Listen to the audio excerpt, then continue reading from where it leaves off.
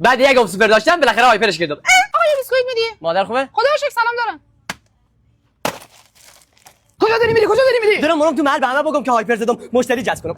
آقا تو نمایی با طعم مرغ دارین؟ بذار یک مش بزنم زیر چشه. بله. ما همین سر کوچه‌تون هایپر زدیم. میان از بخیر کنین. نه نمیام. ادای مرغ در ورد. آقا یک شامپو با طعم سیر میدی؟ تمام. بخیر بخوریش. آقا دست در نکنه. همینا فقط یک نه سیگارم زحمت بده. سیگار نخی نمیفروشه. خب اینا هم نمیبرم. ما اینجا کلی تخفیف بزنیم بعد مردم رو از هایپر بغل جنس میگیرن میکنه تو پاچه‌شون. ما به چه روشی به اعلام کنیم؟ آی ایوه الناس ما اینجا رفته کلی تخفیف بزنیم. آقا دست در نکن اینا حساب کن. 200 تومن همون شمارت میدی؟ خجالت کشی میشی. نه میخوام تو دفتر برات اشتراک باز کنم. مگه هنوز کسی تو دفتر چیزی نمی‌نویسه؟ فکر نکن. شما ساده ما لمسی. تکنولوژی. همین ویزا حساب میکنین؟ به خاطر این سبد برداشتی. آره ویزا از اون دستگاه هم بزنید. دستگاه چیه؟ از میگه دیدم میخونه بده. ده شب به بعد کجا میری؟ به کسی نمیگه؟ نه. ما بتمن.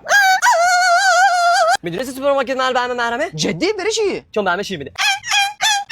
آقا سلام خدافظ دارین؟ سلام خدافظ چیه؟ آقا بای بای دیگه. آقا همین حساب می‌کنی؟ شما همین نیستی که شما ندید تو دفتر بنویسم. چرا؟ خب الان من شما تکنولوژی.